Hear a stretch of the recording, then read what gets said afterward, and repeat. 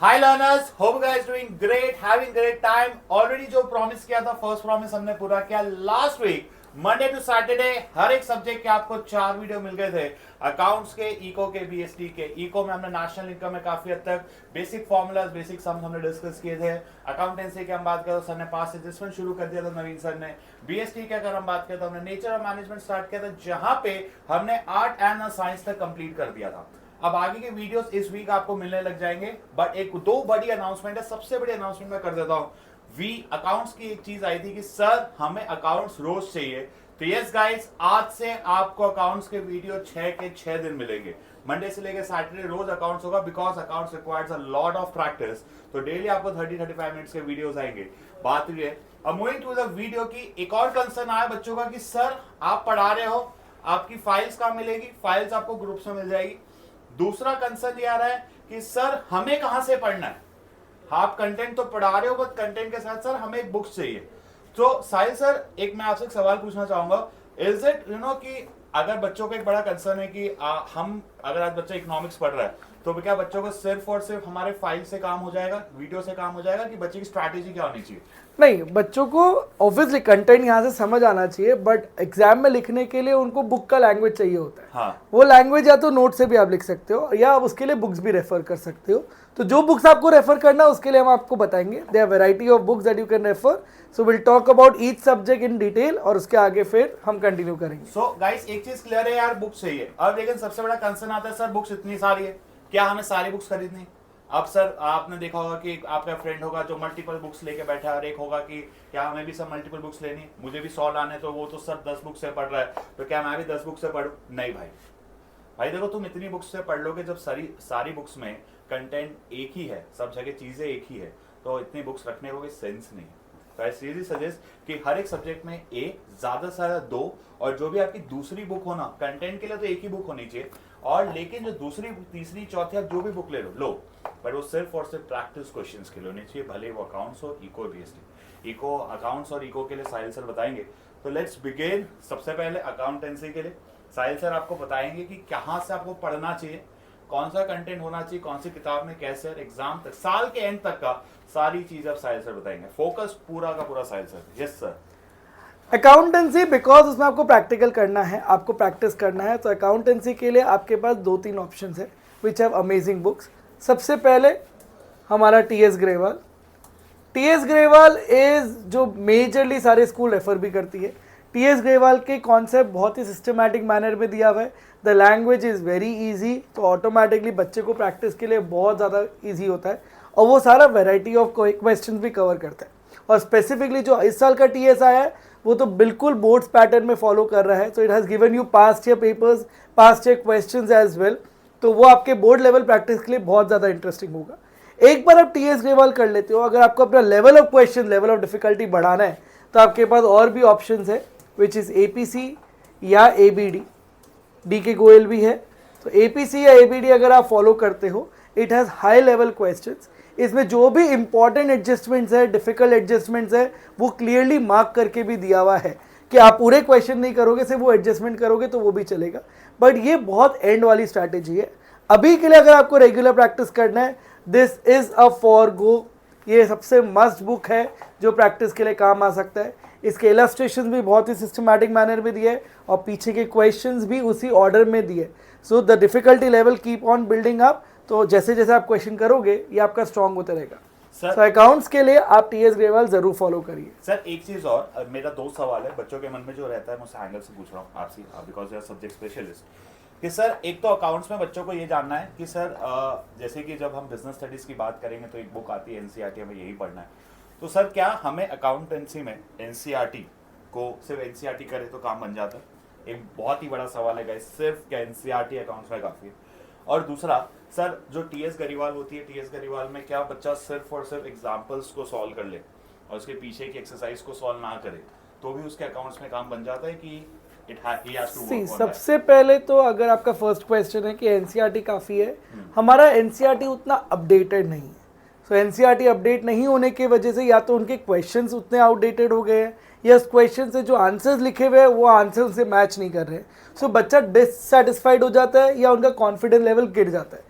तो इसलिए एनसीईआरटी का कंटेंट ऑब्वियसली बाकी बुक्स में अवेलेबल है, बट वो अपडेटेड वर्जन में अवेलेबल है.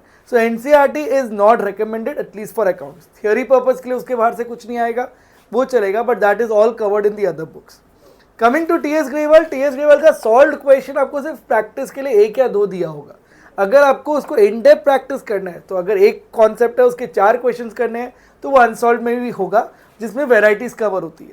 एंड अनसॉल्व में they have covered the question which has already come in the boards paper.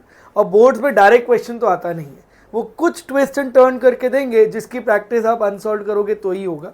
So that is, और जितना ज़्यादा अकाउंट प्रैक्टिस करोगे, चाहे कहीं से भी करो, practice is important.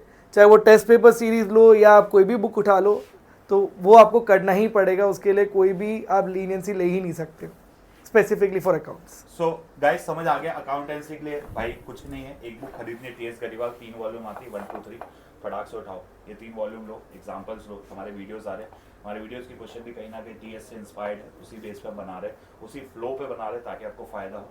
So playlist को जरूर से फॉलो करें. फॉर अकाउंटेंसी तो आपको नवीन सर करा रहे हैं, ठीक है. मैं आपको बता दूं साहिल सर को आज वीडियो बनाने का रीजन क्या है, कि भाई आपको लग रहा है नवीन सर क्यों अकाउंट्स के लिए बोल रहे हैं, क्योंकि Sahil sir is also specialist not only in economics.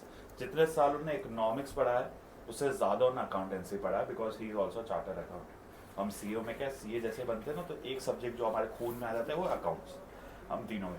तो साहिल सर भी आपको कई आगे चैप्टर्स होंगे, वन शॉट्स वगैरह साहिल सर के भी आप इस चैनल पे देखेंगे. सो अब अकाउंटेंसी हमारी हो गई.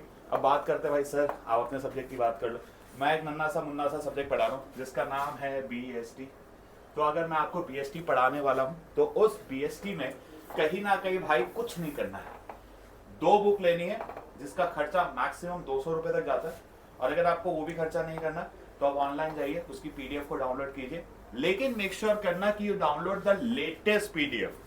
एनसीईआरटी की बहुत सारी पीडीएफ आपको ऑनलाइन में मिल जाएगी, पर लेटेस्ट जो मैंने अभी देखा वो है 23 24 एडिशन, या इसके बाद वाला जो एडिशन आपको मिले वो कम से कम आप वो ही लीजिएगा, क्योंकि वो लेटेस्ट है. जो चेंजेस है, अमेंडमेंट्स है एनसीईआरटी में कवर्ड है, ये लेटेस्ट एनसीईआरटी आपको पढ़नी है, ठीक है. अब बात रही केस स्टडीज के लिए, कोई कुछ लेने की जरूरत नहीं है, क्योंकि अगर आप हमारे साथ जुड़ते हो एससी एजुकेटर्स के साथ, तो आपको बहुत सारी ऐसी फाइल्स मिलेगी जिसमें इंडिया की जितनी भी किताबें हैं, भले वो अरियंत हो, बुलजाई हो, एपीसी हो, टुगेदर विथ हो, या आपकी ओसवाल हो, जितने भी क्वेश्चन हैं उन सारे क्वेश्चंस को लास्ट 5 साल में कंपाइल कर रहा हूँ, हम लोग कंपाइल कर रहे हैं, तो सारा कंटेंट आपको मिलेगा. और अगर आपको एक कोई बुक खरीदनी है केस स्टडी के लिए, तो you can go for Tapan Pathak, और either you can go for Arihant. इनकी केस स्टडीज या बुलजाई, इनमें से कोई भी आप एक ले लो प्रैक्टिस करने के लिए. बट जो कंटेंट आपको प्रिपेयर करना है बीएसटी में, कंटेंट सिर्फ और सिर्फ एक ही जगह से प्रिपेयर होगा, एनसीईआरटी. यही आपकी गीता है, बाइबल है, कुरान है, सब यही है.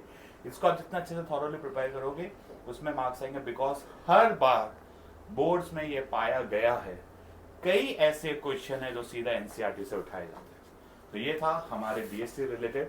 अब भाई सबसे खतरनाक मुझे बताया था कंटेंट प्रिपरेशन में क्या लगता है, वो है इकोनॉमिक्स. क्योंकि अब हमारे पास सब्जेक्ट स्पेशलिस्ट आ चुके हैं जो इतने सालों से पढ़ा रहे, वो खुद हंस रहे हैं, क्योंकि इकोनॉमिक्स में समझना बड़ा, एक समझने की बात अलग है. इकोनॉमिक्स में जो मेजर दिक्कत जो बच्चों आपको आती है वो समझी हुई चीज को लिखना. तो ये लिखना कैसे है, कौन सी बुक अच्छी है, क्या लिखना है, कितना पढ़ना है. तो सर ओवर टू इकोनॉमिक्स, मतलब ये आपका एरिया है सर. ये आपने एकदम सही बात बोला है कि इकोनॉमिक्स में अगर आप देखो, हर बुक अपना अलग ज्ञान बांट रहे हैं, और वो नॉलेज चाहे वो सही है गलत है, उसके लिए बहुत रिसर्च वर्क करना पड़ता है. Because a book is certain स्टेटिंग something else, दूसरा बुक कुछ और बोल रहा है. अगर आप इंडियन इकोनॉमिक डेवलपमेंट की बात करो तो एनसीईआरटी में कोई और डेट्स लिखा हुआ है, कुछ बुक्स में कोई और डेट लिखा हुआ है. तो सर हम कौन सा सही माने, कौन सा गलत माने? अल्टीमेटली मानना तो एनसीईआरटी का ही डेटा है. इंडियन इकोनॉमिक डेवलपमेंट के लिए एनसीईआरटी के बाहर कुछ नहीं आएगा. बट एनसीईआरटी इतना कंपाइल या पैराग्राफ फॉर्म में दिया हुआ है कि बच्चे को पढ़ने के लिए बहुत डिफिकल्टी हो जाती है. तो उसके लिए आप जो हम नोट्स यहाँ पे देंगे, जो यहाँ पे हम कंटेंट पढ़ाएंगे, that would be more than enough, क्योंकि वो मैंने खुद ही कंपाइल किया हुआ by reading all the books and verifying the content. तो उससे बाहर आपको कुछ पढ़ने की जरूरत नहीं है. स्टिल अगर आपको कोई बुक रेफरेंस के लिए चाहिए, then you can go for Sandeep Garg for both IED and macroeconomics. तो 12th स्टैंडर्ड हो या 11th स्टैंडर्ड हो, अगर मैक्रो इकोनॉमिक्स और आईडी के लिए अगर आप मुझसे सजेशन मांगते हो, that will be Sandeep Garg, क्योंकि उसका लैंग्वेज स्टूडेंट रिलेटेड है. तो वो आपको इजीली समझ आ जाता है। But again a lot of things have been given जो आउटसाइड नॉलेज है, जिसकी वजह से वो बहुत वास्ट लगता है और आप पजल आप हो जाते हो, आपके दिमाग में इकोनॉमिक्स का कॉन्फिडेंस लेवल टूटने लग जाता है। सो इसीलिए आप स्लोली एंड ग्रेजुअली वीडियो के साथ साथ कंटेंट पढ़ोगे तो आप कनेक्ट कर पाओगे and that you will be able to do. इसके अलावा मार्केट में और भी बहुत सारे बुक्स है, डी.के. गोयल ले लो, एपीसी ले लो। D K. Goyal content is a difficult language according to me from students perspective, but उसका जो क्वेश्चन बैंक है वो बहुत ज़्यादा इंटरेस्टिंग है। तो क्वेश्चन बैंक हम ऑलरेडी यहाँ पे डिस्कस कर लेंगे, बट अगर आपको कंटेंट के लिए, रिविजन के लिए, प्रैक्टिस के लिए चाहिए then you should opt for Sandeep Garg only. It is outstandingly related connectivity with the students. So guys, अगर आपको बुक के लिए चाहिए Sandeep Garg, question bank sir देंगे। आईआईडी अगर नहीं भी खरीदो तो समझ जाओ इशारा सर ने कर दिया है।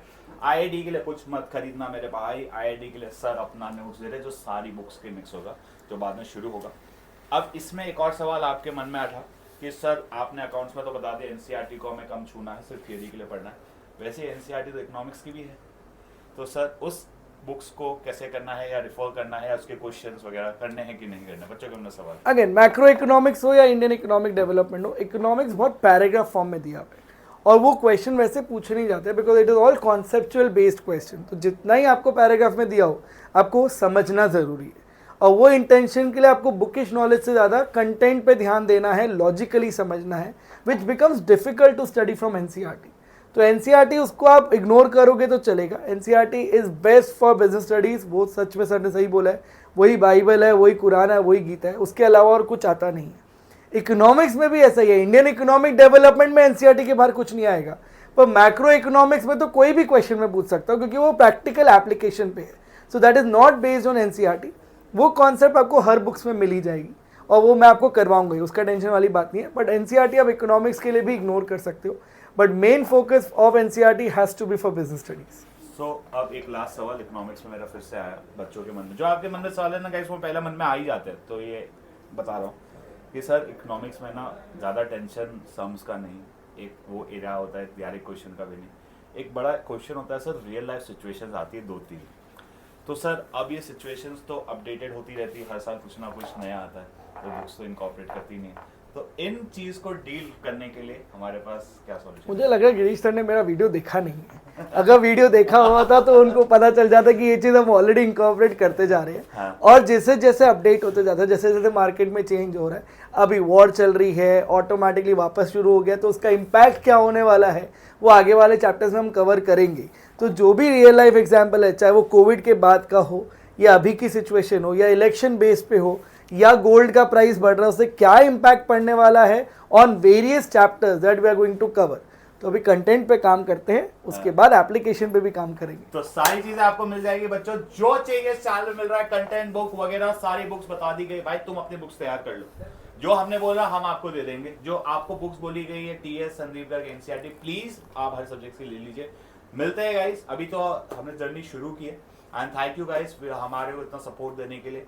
चैनल 0 से शुरू किया था, जब ये रिकॉर्ड हो रहा है तो 180 सब्सक्राइबर्स हो चुके हैं, तो thank you such a lovely support. Keep supporting us, keep liking the video, keep subscribing the channel और शेयर करो। इस वीक भी इतने सेशंस आएंगे, कंटेंट आएगा, सारी चीजें आएगी।